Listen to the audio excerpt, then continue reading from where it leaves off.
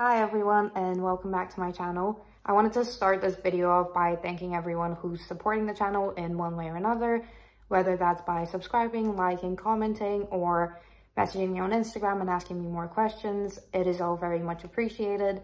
And if you're not yet subscribed, make sure you subscribe because there's more interesting content on the way, which I'm going to tell you about at the end of the video. That's something to look forward to. In today's video, I wanted to address the questions that I've been asked on Instagram because I thought those were very insightful and could be of help for those of you who have interviews upcoming or perhaps still the essay upcoming, which I believe everyone has now completed.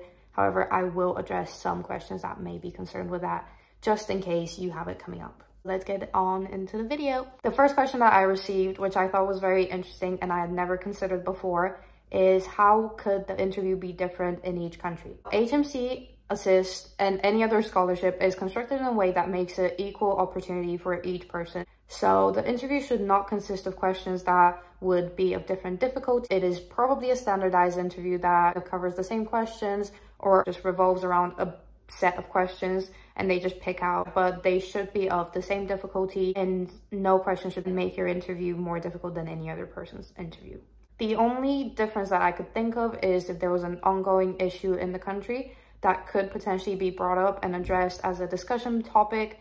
However, your opinions should not matter as much. It's more the way you're speaking and expressing yourself, letting others communicate as well, hearing out their opinions, considering them, and things like that. I would assume that they wouldn't bring up topics that could be controversial or cause a debate or a heated argument within the group that you're interviewed in, so do not worry about anything getting out of hand. I was asked if you conduct the interview only with members of staff or in front of other people. I would say that it is a mix of both. As I told you, you'll have one or two other people in the room with you who are being interviewed alongside you. It will cause a little bit of a group to form. However, that does not mean that you're going to be in front of a crowd of people. And there will be 2 or 3 members of staff who represent HMC and ASIST, and I believe sometimes there will be a Davis representative. From that, I wanted to add on that you will be interviewed by the person that your top priority program is. For example, my number 1 was HMC. Hence, I was interviewed by an HMC representative, and so were the people in my group as they were also applying for priority for that program. However, if you put ASIST as your number 1, you would probably be interviewed by different people than the HMC people, and that does not mean that they won't be in the room. They will be. There will be multiple representatives. That is beneficial as you will be considered for each program still. Even if your top 1 program is HMC, you will be considered for ASIST because there's a representative taking notes and noting down things that you say that are also beneficial for your choosing in the ASIST program. It is like applying to schools.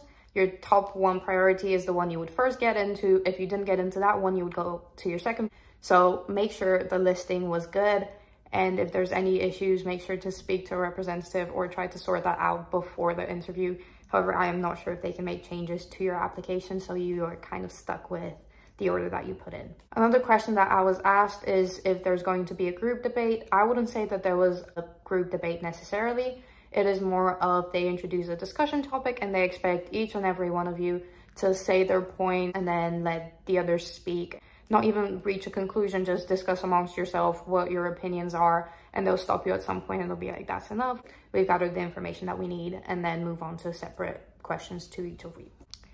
Another question is tips on public speaking or speaking in a small group setting. If you're an anxious or a shy person, just try to make the most out of the experience. As I already told you, the people that I was in a group with, I became friends with instantaneously. One of them is still a close friend of mine to this day. Trying to get along with people as much as you can. Do not treat it as a friendly discussion though. Do not use slang terms. Don't try to make it a friendly conversation of, oh, so what are you gonna do today? No, don't forget that you're still in a formal setting where you're being interviewed for something important. Try to not be nervous. Maybe play a game before, do something that calms you down. So for example, I have a Candy Crush obsession. I will not be shamed for it. Maybe have a light snack before, something like that to calm myself down. Depends on what they allow you in your own center. And then go into the interview, try to think as much as you can, but do not overstress it. If you have your phone, make sure your phone's on silent. That is a very random point, but you don't want to be the person that gets a notification or a call during your interview. That is just not professional and does not look great. I got asked what to expect from the maths test. I did not do a maths test. I do not believe that the people who already took the Duolingo test and the essay in Bulgaria did it either. One of the girls received information that some people did it last year, so I'm not sure if that's updated or if it's a specific requirement to some country.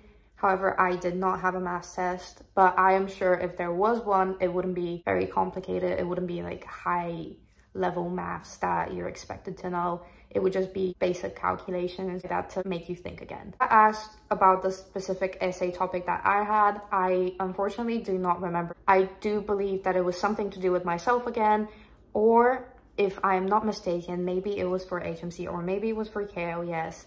But I do distinctly remember that there was a question about a child that I found fascinating. It could be a family member or something like that, and how they're special.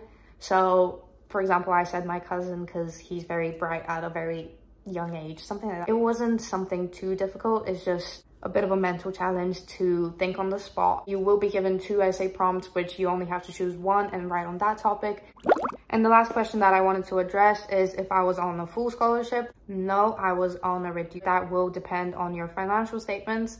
And please, please, please, please, please, just be honest in those financial statements. There's no point in trying to hide things or trying to manipulate it, because that will eventually get figured out and it could lead to big problem. It could result in it being taken away, so you don't want to do that. Even the reduced scholarship is such a big reduction and it's such an opportunity.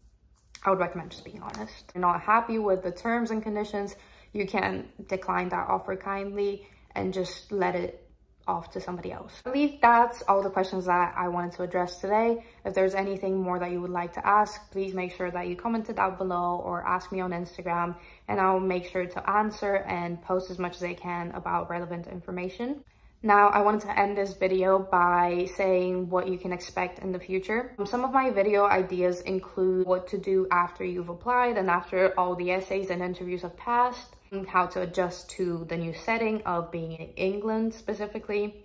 And then since I'm now studying in university in the US, I'll be moving on to how to apply to those, what to expect from that, how to get scholarships there as well. I'll give you all the tips and tricks. Just be patient, stick around, and yeah, good luck on your interviews. Please let me know how they go. I really enjoy getting information back from people and seeing if everything went well, if my tips were helpful.